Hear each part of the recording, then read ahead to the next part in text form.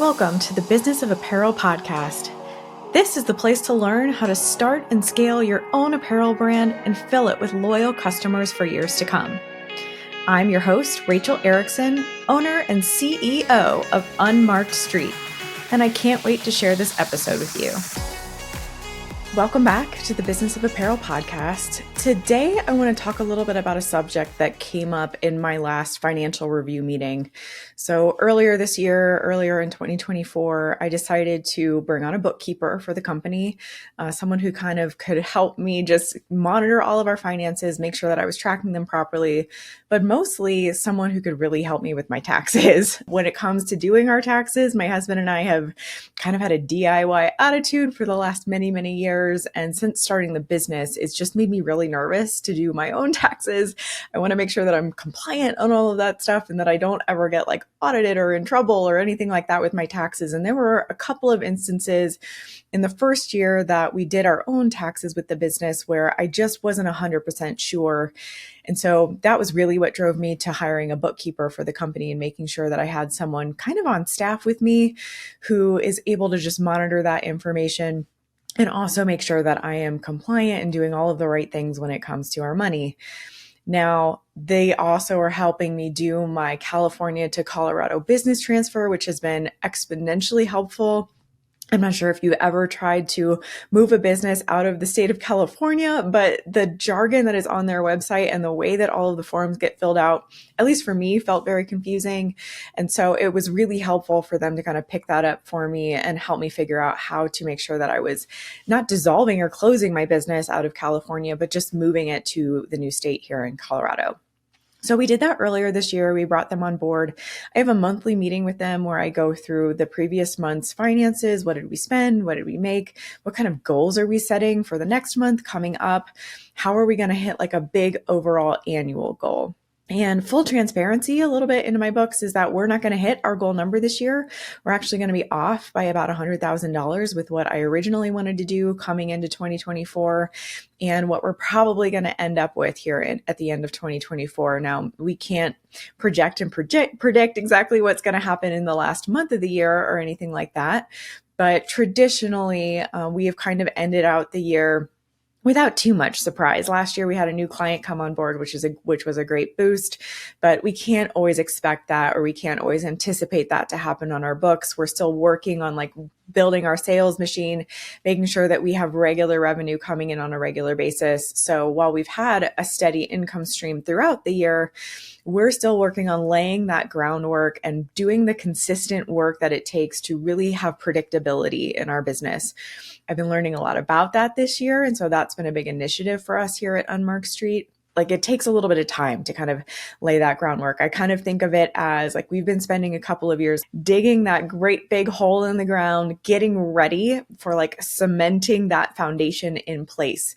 And so once we have that foundation going in and we build the bottom layer of our house that is Unmarked Street, we'll be able to kind of build on top of that and see the whole thing grow. So that's our intention. That's what we're trying to do. And in our last meeting, it came up that my new CPA, my new bookkeeper, was actually really proud of us as a company that we weren't continuing to chase a revenue or a dollar amount for the year, but instead we had swapped over about midway through the year to chasing consistency.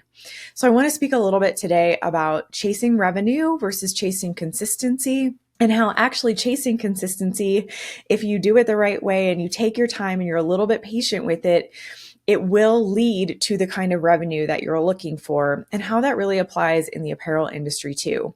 So I know we've been talking a lot about strategy, and we've been talking a lot about standards, and we've been talking a lot about operationalizing your business. What are the kinds of things that you need to be doing inside of your business to make sure that it is set up for success, that it is set up for easy predictability for you too, to also be able to make the kind of revenue that you want to be making year over year. This is not sexy. Like this is not the fun work. This is not the creative work.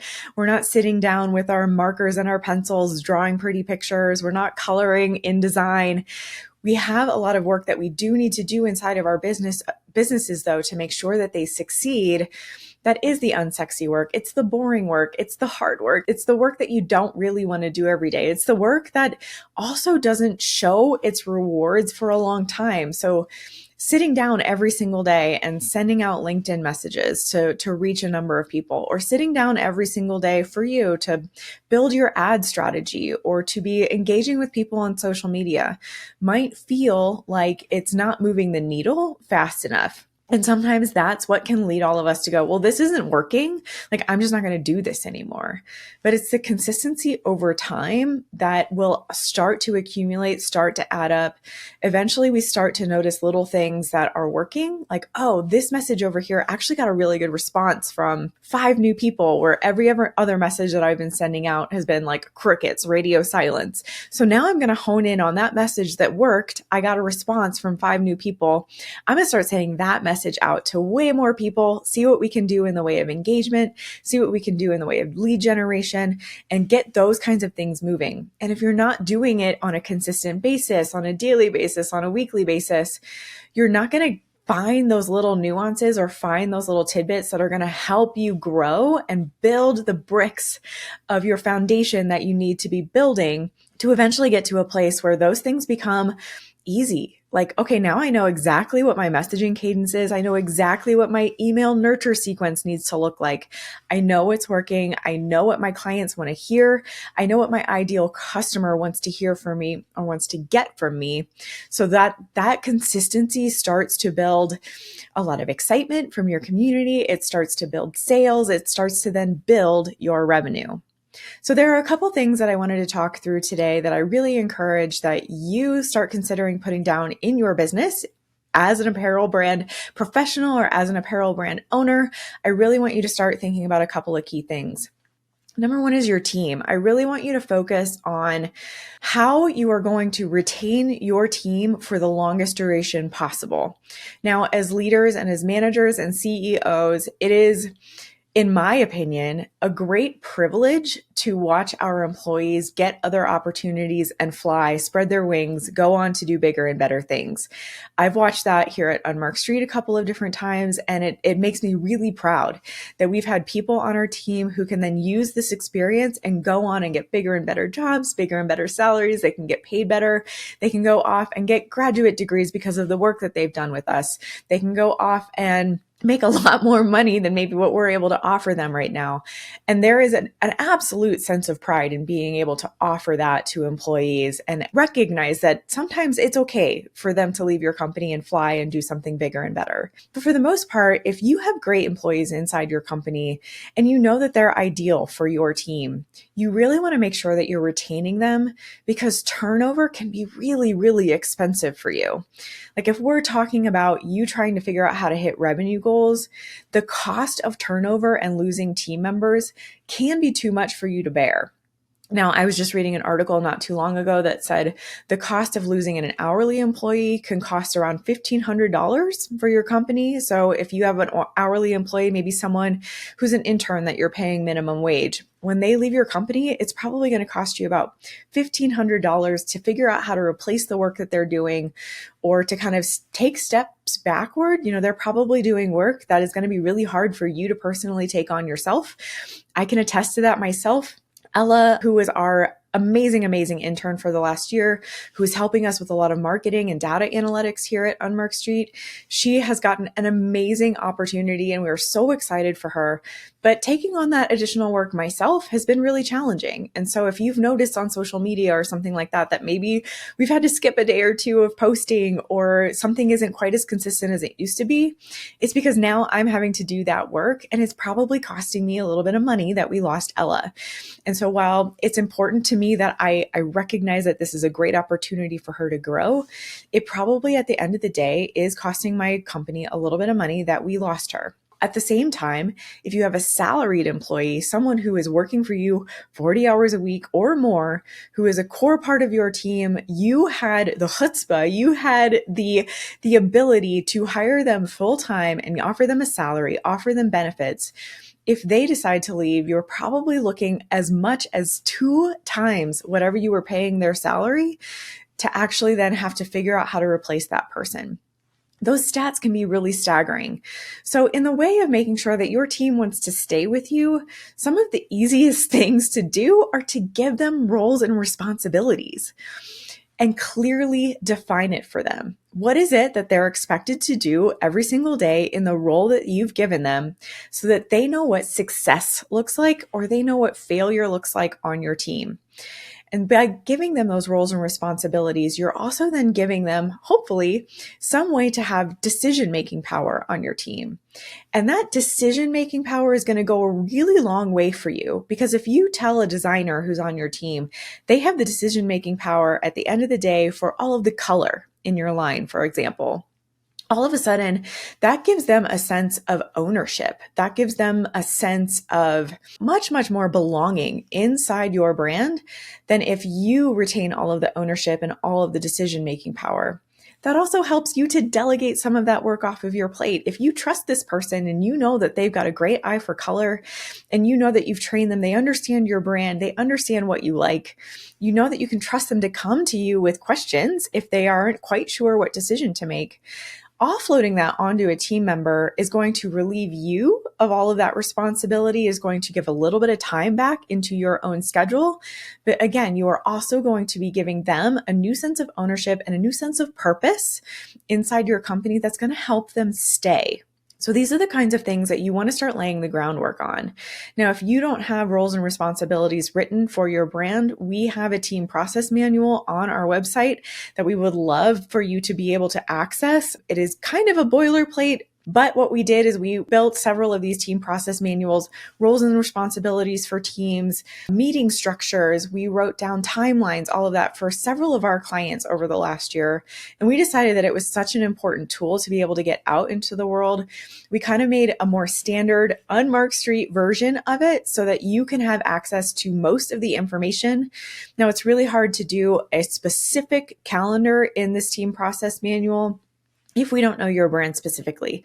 So the timeline information that is in this process manual is actually something a little bit more generic. We give you we recommend that you do this meeting in November instead of saying we recommend that you do this meeting on November 10th.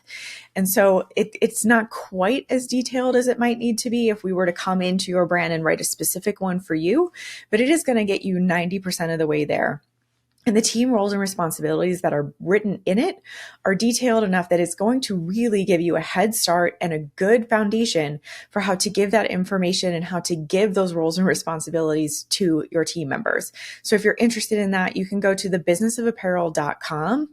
In our shop, you'll find our team process manual and you can download it immediately. And it's there for you, something that you can use for years and years to come. Team process manuals, we've also noticed, starts to make your company very, very attractive to investors. Having those kinds of SOPs down, having all of those processes written out, having your team roles and responsibilities written down in a document or in a book, having that on your plate is going to make you look really, really buttoned up to investors if you're trying to get loans or you're trying to actually get money to come into your business in that way as well. So just throwing that out there, something that is kind of like click the easy button. You can just get this document right there for you immediately. So the other thing that I really want you to do is to start thinking about how you're analyzing your data.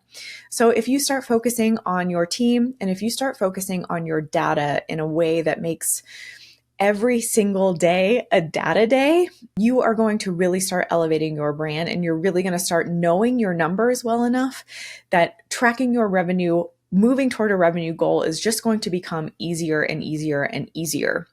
So a lot of times we hear, what you track or what you pay attention to or what you analyze on a regular basis will grow. And so if you're, for example, trying to make your followers grow on Instagram, a lot of times they'll say what you really want to do then is pay attention to your Instagram analytics and really be honing in on what's working, what's not working, what are the numbers, what did I do today, how did that affect my follower count, so that you can start to figure out how to make that number go up and up and up. It is no different in the apparel industry. So if you have a line planning worksheet that you can start working on, you can be looking at your costs from your factory. You can be starting to evaluate your revenue numbers. You can be looking at what is actually selling this month. What are my customers actually buying? What is flying off of the shelves versus what is starting to collect some dust in my warehouse? You can be evaluating your margin percentages. Am I hitting healthy margin percentages for my business? Is this something that I can move forward with? Is this something that is going to help me become profitable? What kind of money is coming in this month that I can then use for my next purchase order that I know I need to make so that I can get more inventory onto my books and I can then make more sales? These are all of the kinds of things that if you are evaluating on a regular basis, you're going to start to, number one, see holes in that process. You're going to start to see holes in your data. So all of a sudden you might see, oh, we developed this product, but its margin is only 25%. We're barely making money on this. Like essentially we're paying customers to take it off of our hands. Let's either raise the retail price on this style so that we can get a better margin out of it, or let's go back to our factory and see if we can negotiate the cost down. The alternative to that is, you know what? This product is actually hurting our books. It's hurting our bottom line. Let's remove it from the line. Unless it's there for a very specific purpose. Maybe I use it for marketing, or maybe a celebrity has endorsed it or something cool like that. Taking items out of your line that aren't really serving your bottom line properly are absolutely viable. That is something that is actually really important for you to do in your business.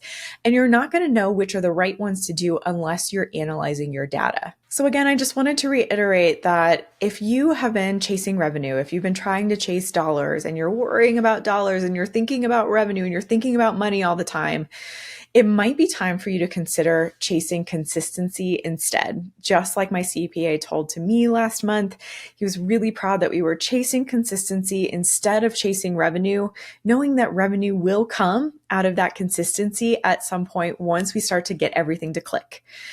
And I really want you to focus on what that means for your team and what that means for your data. If you can start just doing those two things, put processes in place or start considering what those processes need to be before the end of 2024, as you get ready to plan out your 2025, you are going to be leap years ahead of what is actually going to be possible for you or what might be possible for your competitors in the coming years. And as always, if you need help with any of this work, we are absolutely here for you. You can go to unmarkstreet.com/apply and book a free call with us in 15 minutes. We're going to figure out if we can help you get some of this work done. We're not going to offer you a package that you can't afford, especially if we're helping you look at your numbers. We want your numbers to be positive. We want you to be making a profit. So we're not going to put something on your books that doesn't work for you. It's an absolutely free call. Our customer solutions manager, Mary Coates, will get on the call with you, help you figure out what we can do immediately in that 15 minutes to help you solve your biggest issue. And then number two, decide if we could take the next steps and kind of work together. If you liked this episode or if you learned something great from this episode, we would really love for you to leave us a review. It means the world to us that you are listening. Thank you so much for being here and have a great rest of your week. See you next Thursday. Thank you so much for listening to the Business of Apparel podcast. I would so appreciate hearing your thoughts on the show. And if you know someone who could benefit from it, please share it with them. My biggest desire is to help other apparel professionals understand the nuances of our industry so we can all work toward making better product for a better world. If you would like to connect further, I'd love to invite you to send me a message through my website, thebusinessofapparel.com, where I do weekly trainings through my YouTube video channel, a weekly newsletter, blog articles, and so many more resources to help you start and scale a profitable apparel brand. This podcast is produced by Box 7 Media, who I cannot speak highly enough of. If you're looking to start your own podcast, you can reach out to Jeremy at Box 7 Media on LinkedIn anytime.